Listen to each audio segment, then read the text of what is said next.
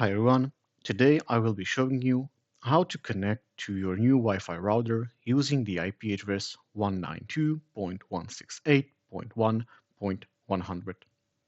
The first step is you need to check if you're connected to the proper router.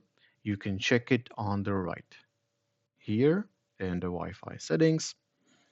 And if you click here, you can see I'm currently connected to my TP-Link router. Now I need to make sure I'm connected to the right IP address. So go here on the search bar on the left, type in CMD for command prompt and press enter. And here you can just type in ipconfig and press enter. And under the default gateway, you can see your current router IP address.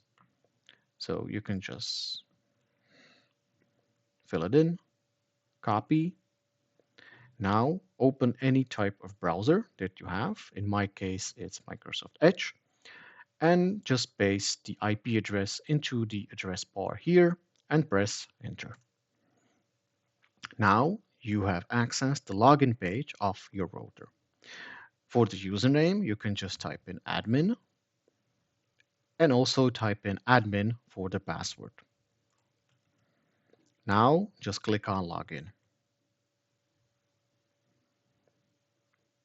And here you can see the admin panel of your router. On the left, you can access different settings. If for any reason you want to change your IP address, click on Network, then click on LAN, and here is your current IP address for the router, which you can change. Once you edit it, you can just click on Save. And once you're done, you can just log out from the admin panel. And that's everything for today.